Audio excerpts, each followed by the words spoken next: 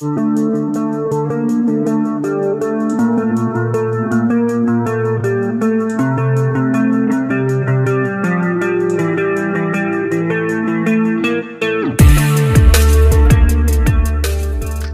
ini terlihat Jui sedang menikmati kue ulang tahun dan raut wajahnya menampakkan wajah penuh kesenangan. Namun ketika Jui hendak melangkah, tiba-tiba ada seseorang yang mengikuti Jui dan menyuruh Jui untuk berhenti. Mendengar ini, Jui pun berhenti dan ia melihat orang yang menyuruhnya berhenti adalah Kuke yang datang dengan seorang pria yang dipanggil tuanmu. Kuke lalu berkata kepada Jui dan ia meminta Jui untuk pergi meninggalkan Kinran karena Jui sendiri tidak pantas bersama dengan Kinran. Jui tidak peduli dengan ucapan Kuke dan ia pun bercerita ketika ia SD ia suka seorang perempuan, tapi suatu hari ia terluka dan akhirnya ia tidak lagi menyukai perempuan itu. Mendengar Jui, Kuke tidak mengerti maksud Jui menceritakan hal ini dan Kuke bertanya apa hubungan cerita Jui dengan masalah di sini. Jui dengan tampang kocak pun menjawab bahwa apa yang ia ceritakan sama seperti ucapan Kuke yang tidak ada hubungannya dengan dirinya. Menyadari Jui mempermainkannya, Kuke akhirnya menjadi marah dan ia langsung meminta tuanmu untuk memberi pelajaran kepada Jui. Jui sendiri tidak tinggal diam melihat tuanmu menyerangnya dan ia secara refleks terlihat dengan mudah menghindari serangan tuanmu. Tuanmu yang melihat Jui mampu menghindari serangannya, sontak ia pun menjadi sedikit terkejut. Namun tidak cukup sampai di sini. Jui saat ini memusatkan aura biru di tangan kanannya dan Jui sendiri berniat untuk melancarkan serangan balik. Dan kemudian tanpa basa-basi, Jui yang sudah siap, Jui langsung menghantamkan aura di tangan kanannya ke bagian punggung tuanmu. Tuanmu tidak bisa menahan hantaman aura dari Jui dan akhirnya tuanmu terlempar dan terjatuh ke kolam air. Dan saat ini Jui yang telah selesai berurusan dengan tuanmu, ia lalu melanjutkan menikmati kuenya sementara ia berjalan melewati Kuke yang tampak ketakutan. Kuke sendiri yang melihat kekuatan sesungguhnya dari Jui, ia bersumpah di dalam hatinya ia tidak akan lagi memprovokasi karakter seperti Jui. Adegan kemudian berlanjut. Jui yang saat ini masih menikmati kuenya, ia terlihat berjalan di sebuah taman dan di taman ini Jui merasa sedikit familiar. Jui lalu teringat di kehidupannya yang sebelumnya. Di taman ini Jui pernah duduk berdua bersama Kinran. Mengingat masa-masa itu, Jui menganggap meski waktu tidak bisa diubah, tapi kali ini semuanya berbeda. Dan saat ini, di saat Jui tengah mengingat masa lalunya, tiba-tiba Jui tersenyum dan tersadar ada seseorang yang mengikutinya. Orang yang mengikuti adalah Qin Huaseng yang saat ini ia mengikuti Jui karena Qin Huaseng merasa penasaran siapa sebenarnya Jui ini.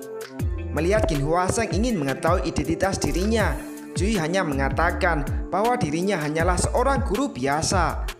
Tentu Qin Huaseng yang mendengar Jui, ia tidak percaya. Baginya orang yang bisa mengalahkan master seperti tuanmu bukanlah orang sembarangan. Melihat ia tidak dipercayai, Jui lalu mengungkapkan informasi mengenai tambang milik Qin Huaseng yang sebenarnya adalah tambang batu roh. Dan tambang batu roh ini cepat atau lambat akan diketahui oleh banyak orang. Dan ketika itu terjadi, tambang ini akan menjadi incaran banyak orang. Mendengar informasi mengenai tambang miliknya, Qin Huaseng menjadi waspada dan ia bertanya apa maksud Jui mengatakan ini.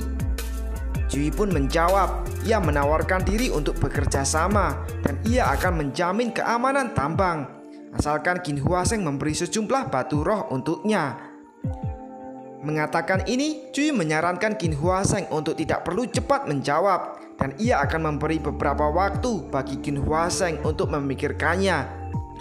Setelah mendengar ucapan Jui, Qin Huaseng merasa Jui adalah pria menakutkan yang sepertinya dari awal Jui ini telah merencanakan semuanya. Kemudian adegan pun berganti. Saat ini terlihat sebuah vas yang hancur terbanting. Orang yang membanting vas adalah Yao Tianming yang saat ini ia tampak marah karena semua rencananya sudah digagalkan sepenuhnya oleh Jui. Namun di tengah kemarahan Yao Tianming, Saat ini tiba-tiba ada langkah kaki seseorang yang datang menghampiri Yao Tianming. Orang yang datang adalah bawahan Scar yang datang meminta bantuan Yao Tianming untuk membantu memasukkan Scar memasuki Cina. Mendengar semua ini, Yao Tianming pun tanpa ragu langsung setuju dan menerima permintaan ini. Bagi Yao Tianming sendiri, ini adalah sebuah kesempatan bagus untuknya agar bisa menyingkirkan karakter seperti Cui. Adegan pun kemudian berganti dan keesokan harinya, saat ini di sebuah perumahan, tepatnya di rumah Cui. Cui saat ini ia sedang mengaca di cermin dan Cui yang melihat wajahnya, ia merasa memiliki wajah yang tampan. Namun saat Cui tengah bercermin, tanpa diduga entah kenapa tiba-tiba cermin tersebut retak. Mungkinkah karena ketampanan Cui? Cui sendiri tidak terlalu peduli akan hal ini. Dan sekarang setelah ia selesai bercermin, Cui pun bersiap berangkat ke sekolah. Namun saat ini ketika Cui hendak beranjak pergi, Cui tiba-tiba terkejut karena ia mendengar suara seseorang memanggil namanya. Orang yang memanggil adalah Qinran. Dan saat ini Qinran datang untuk berterima kasih kepada Cui atas hadiah sebelumnya. Mendengar Qinran, Cui berkata Qinran tidak perlu berterima kasih.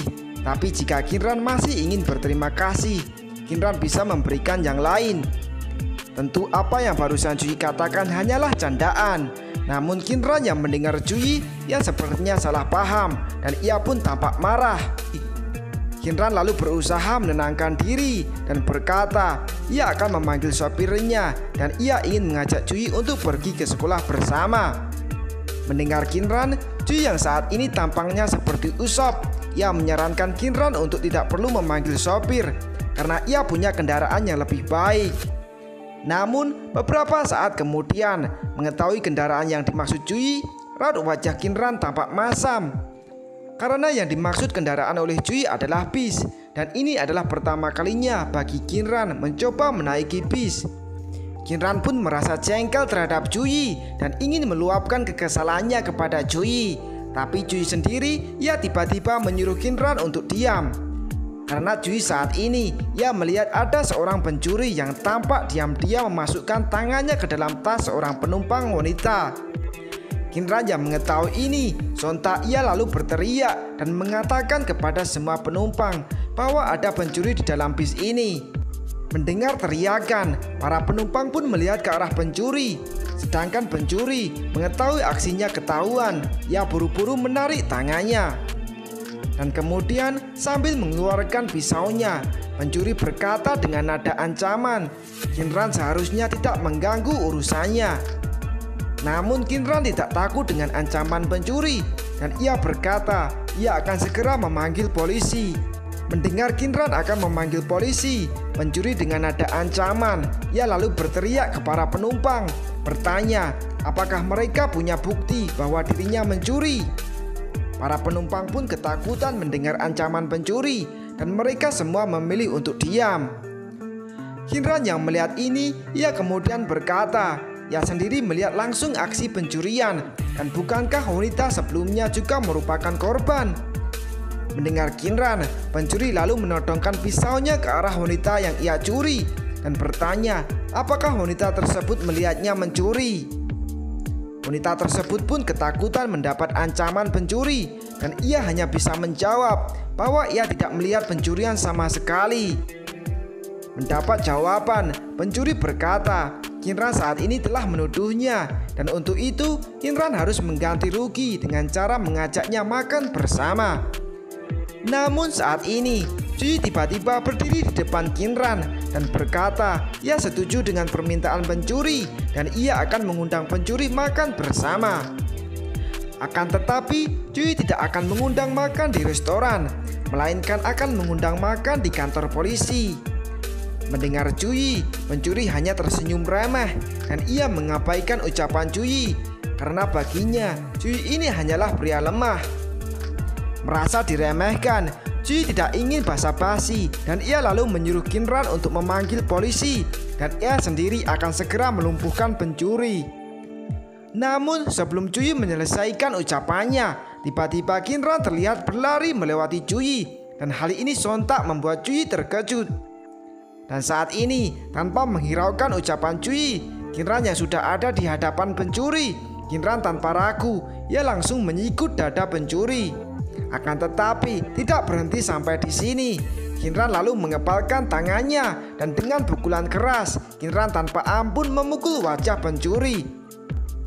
Adegan berikutnya, akhirnya pencuri pun berhasil dilumpuhkan Kinran dan Kinran kemudian menyuruh Cui untuk memanggil polisi. Cui saat ini tampak kena mental melihat ini. Menurutnya, ialah yang harusnya melumpuhkan pencuri dan Kinran yang harusnya memanggil polisi. Karena tidak ada hal lain yang bisa ia lakukan, Cui pun dengan berat hati, ia hanya bisa menuruti perintah Kinran untuk memanggil polisi. Dan tidak berselang lama, akhirnya polisi pun datang. Dan kebetulan polisi yang datang adalah Xiao Jingyu. Xiao Jingyu yang baru datang, ia lalu melihat ke arah Cui dan ia tidak mengira orang yang memanggilnya adalah Cui. Sementara itu, saat ini Kinran yang sudah berhasil melumpuhkan pencuri, ia kemudian menoleh ke arah Xiao Jingyu. Menurut Kinran, Xiao Jingyu ini punya tipe kecantikan wanita Jiangnan. Dan karena seragam polisinya, hal ini menambah pesonanya.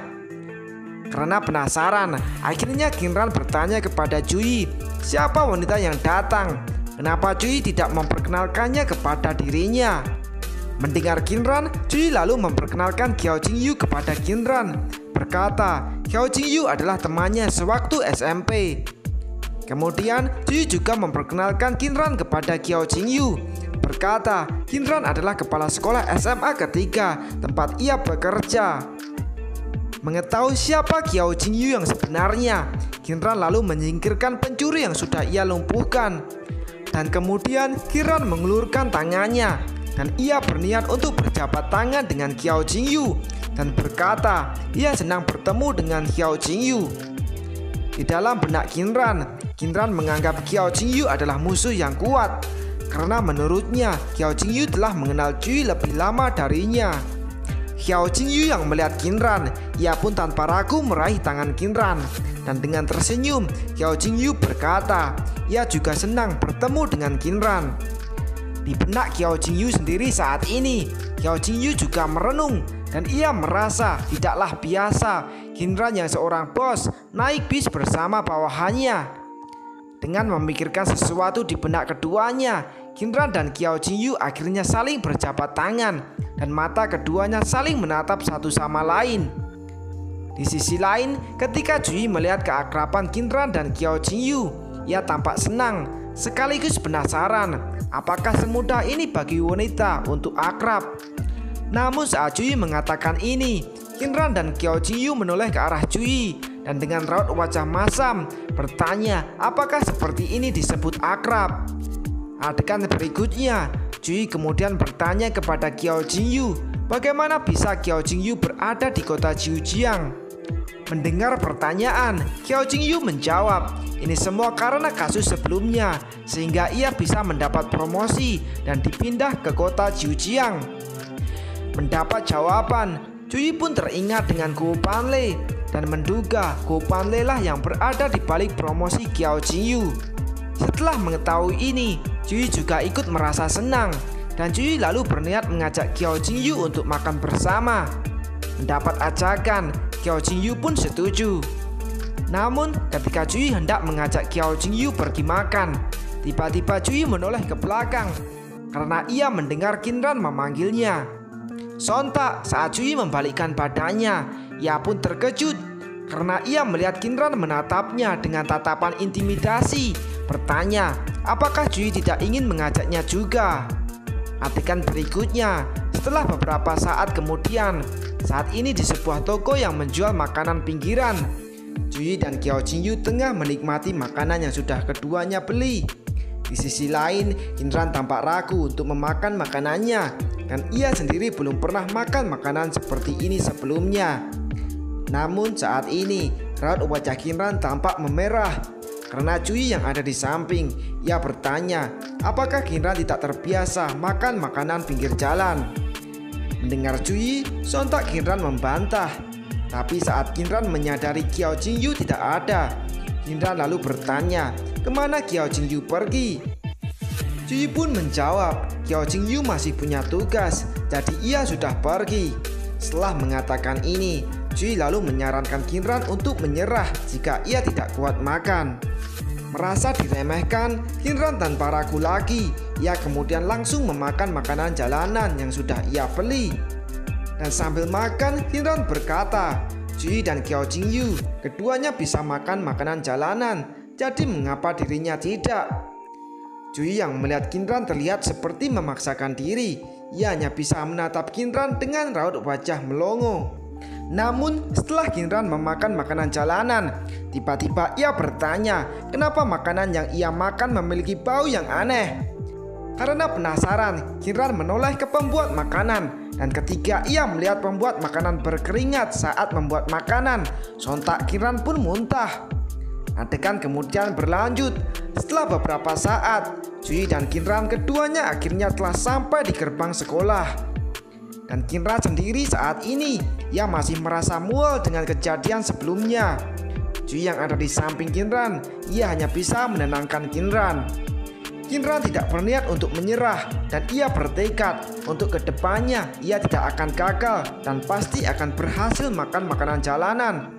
Di sisi lain, satpam sekolah yang melihat Jui dan Kinran, ia sedikit bingung karena tidak biasanya ia melihat Jui dan Kinran datang bersama. Dan saat ini juga ketika Jui dan Kinran hendak masuk ke dalam sekolah, di kejauhan tampak ada seseorang yang sedang mengintai.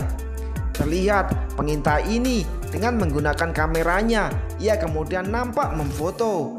Dan dari hasil jepretan foto pengintai ini, terpampang foto Jui yang tengah makan bersama dengan Kiao Jingyu dan Kinran di pinggir jalan sebelumnya. Adegan pun lalu berganti. Saat ini foto kebersamaan Jui dan Kinran juga telah sampai Yao Tianming. Dan Yao Tianming yang tahu hal ini, ia pun marah. Yao Tianming kemudian memiliki rencana. Jui yang berani merebut wanita yang ia sukai.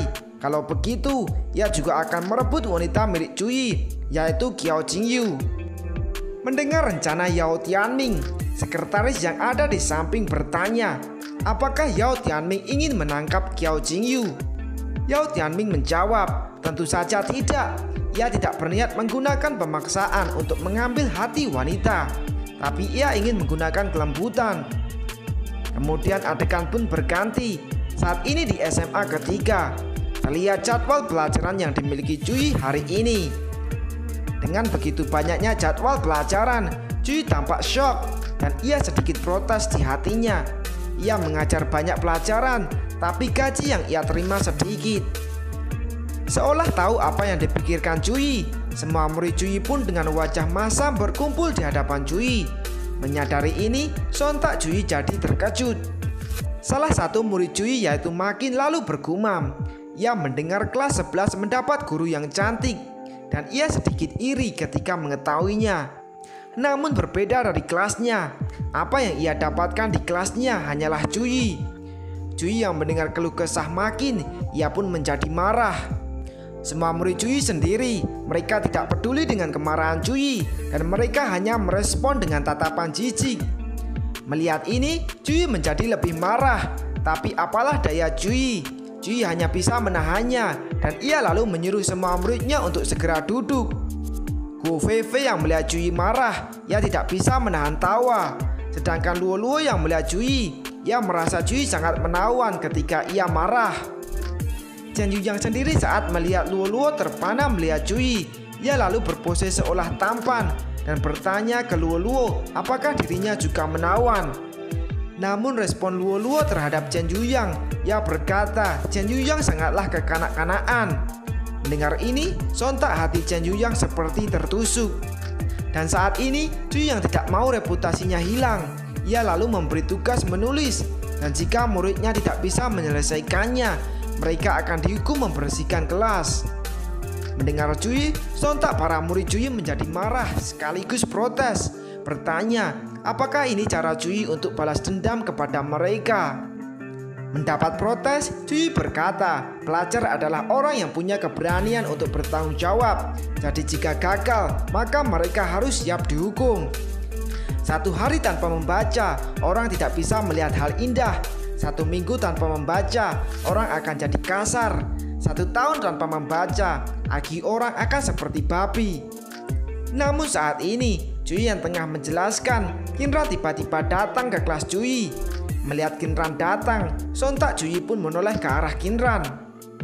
Jui kemudian tampak berbunga-bunga dan ia bertanya apakah Kinran datang untuk menaikkan gajinya.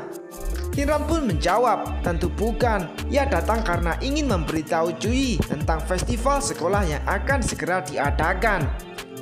Setelah mengatakan ini, Kinran juga berkata, di festival sekolah kali ini, kelas milik Jui akan diwajibkan untuk berpartisipasi. Mendengar festival sekolah akan segera diadakan, sontak semua murid Jui pun mereka semua tampak bersemangat. Jui yang juga mendengar ini, ia lalu berkata ke Kinran, ia akan mendiskusikan dulu tentang pertunjukan yang akan ditampilkan bersama para muridnya.